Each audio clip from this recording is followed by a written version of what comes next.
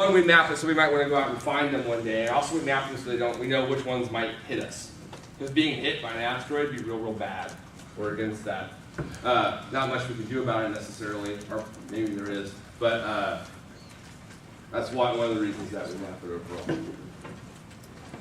What we're going to do is show you, let me pause this for a second. A fairly short video. This is a video produced by NASA describing an actual plan to go and mine asteroids.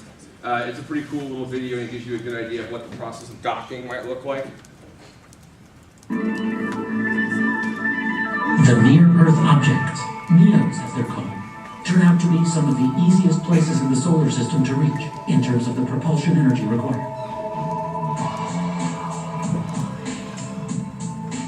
The music's awesome, soundtrack available. This video describes a hypothetical human mission to an asteroid that might pass nearby the Earth sometime in the 21st century. NASA asked Digital Space, a California company that has worked with NASA for many years, to create this design to show how NASA's next-generation constellation program for returning humans to the moon could also take on a so-called deep space mission like this. 2 constellation launches are required. The first is an uncrewed Ares 5 launch of a booster segment called the Earth Departure Stage, or EDS, followed about 90 minutes later by an Ares 1 lift of an Orion crew exploration vehicle with astronauts aboard. Mounted atop the EDS is the NEO Surface Access Module, or NSAM. Astronauts in the Orion rendezvous and then dock with the EDS and NSAM, creating a complete stack, as it's called. When the appropriate launch window arrives, the powerful EDS engines fire, injecting the entire stack into a trajectory bound for the target asteroid. Approaching the NEO, the Orion and NSAM separate from the EDS and take up a station-keeping position nearby the NEO. The mated vehicles now match the NEO's rotation and begin a descent towards the asteroid's surface. Astronauts now rotate their joined vehicles to an NSAM down orientation so that they can scan the NEO for a promising place to moor their ship. Up until this point, the mission has been very similar to an Apollo approach to the moon. Now some key differences emerge. Look carefully at the bottom of the NSAM, and you'll notice a ring of airbags. These have sensors on their surfaces and penetrometer probes between them. Mission planners are designing for what they call a soft contact and tether on the NEO's surface. Because NEOs are much less massive than the moon, only a small amount of thrust will be required to balance the NEO's tiny gravitational attraction. So, mission designers don't refer to this as a landing on the NEO's surface, but rather a docking with it. It's more like one very small spacecraft meeting up with a very large one. When the stack first makes contact with the surface, software looks at the airbag sensors and penetrometer readings, decides quickly if it's solid enough to stay, or to back off and try a different docking site. If the vote is to remain, harpoon-tipped tethers fire into the nearby surface in a bid to keep the NSAM anchored and upright. The first small steps for humans onto a NEO had better be small indeed, as the ultra-low gravity will create conditions more akin to scuba diving than to moonwalking. Neonauts, venturing out on extravehicular activities as spacewalks are called, will probably need to keep a hand or foot on their vehicle at all times. Fortunately, the securely anchored tethers will perform double duty as handholds, allowing astronauts to make their way down to and around the surface. NEOs are likely to be very crumbly and dirty places. Any dust the astronauts stir up will likely float around them and cling to their suits due to static electricity. Working on an asteroid won't be like last century's lunar excursions. At first, neonaut crews will only explore very close to their spacecraft.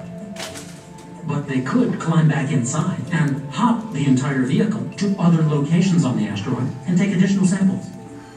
Eventually, the neonauts may use jetpacks, quite similar to the manned maneuvering unit used on the shuttle, to freely fly, perhaps quite far from the safety of the NSAM. A lot of asteroid might be covered in a single mission. But when it's time to go for good, the Orion and NSAM upper stage will unhook from the tethered decking segment and pull away for the return home. Firmly affixed to the NEO, the piece left behind will become a long-term robotic science station. Back in free space and neonauts no longer, the crew will perform a direct entry flight profile back to Earth, dropping their NSAM living quarters and Orion service module along the way. Like other Orion missions, the crew will experience a fiery re-entry, a parachute descent, and then, most likely, a splashdown-style water landing and recovery. Neos, it turns out, are individuals, each different from the other. Following this basic mission plan, additional sorties to other Neos could be flown. Proponents of Neo missions cite several reasons for wanting to do these missions. They think that Neo samples, selected by an intelligent human science crew right there on the surface, would likely hold amazing planetary geoscience discoveries. The impact threat from Neos is always present, so it's probably a good idea for our civilization to learn as much about them as we can. In fact, one asteroid named Apophis will make a close encounter with Earth in 2029. But perhaps most important, Neos and icy objects such as active comets could be developed as rich, resourced stepping stones, supporting future human exploration. And the eventual permanent human settlement of the solar system, and maybe, one day, beyond.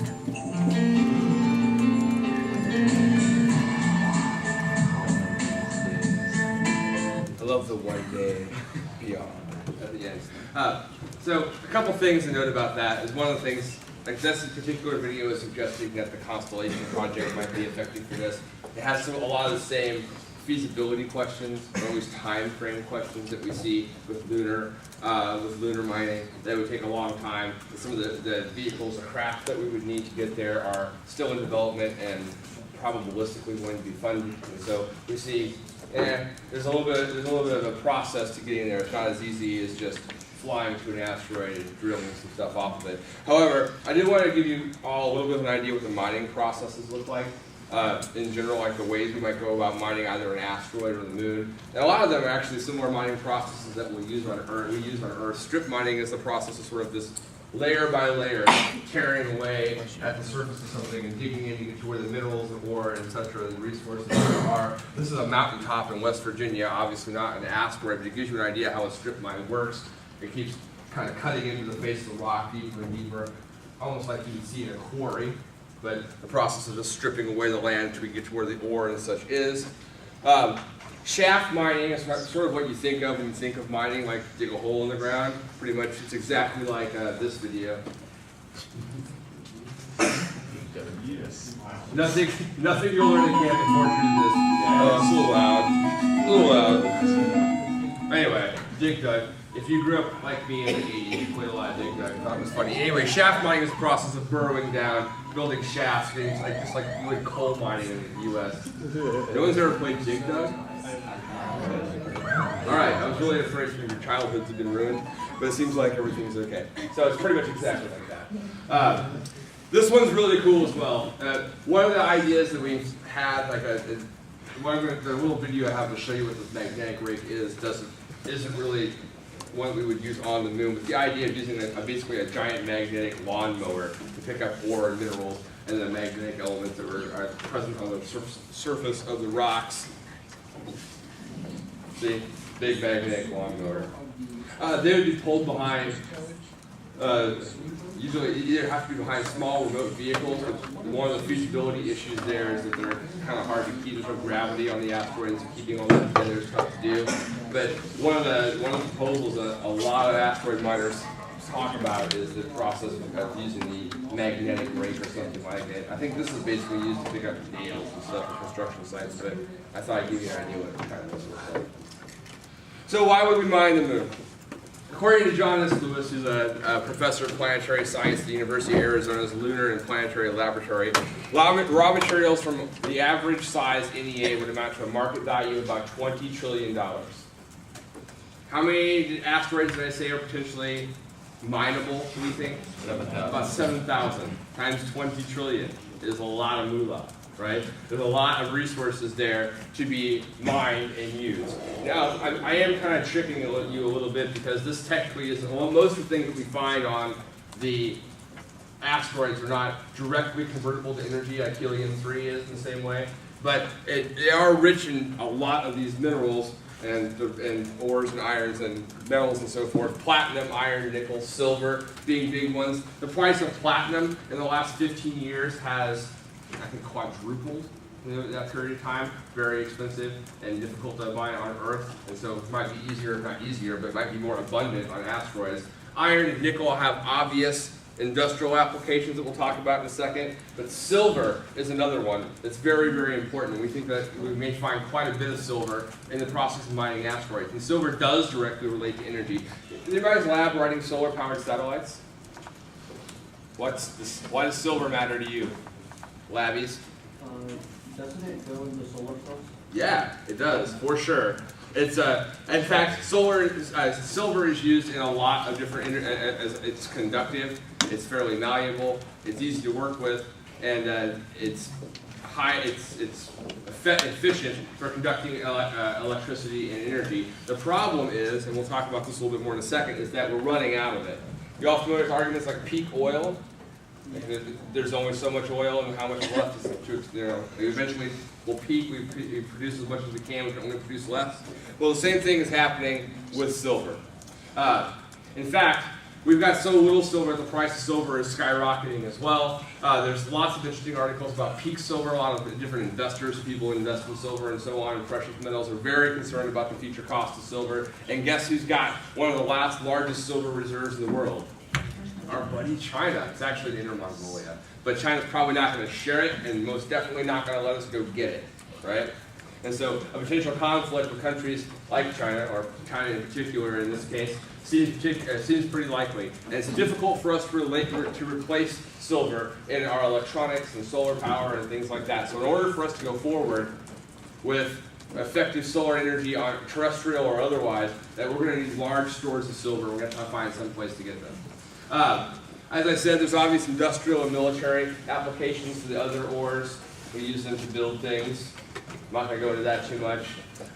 Deep space exploration is another part of it. Being able to mine the resources in space. It's less about just using the asteroids, but more about the processes that we learn to do that, the technologies that we would create to do that sort of mining would be very useful in deep space exploration. Imagine the further away you get from Earth, the less support system you have. If you could stop on asteroids and mine ores and other minerals and deposits and things that you would need to continue going deeper into space, it makes it a whole lot easier. In order for us to be able to leave Earth for a longer period of time, we're going to have to be able to perfect or at least make reasonable these mining processes. And also for the process of mapping.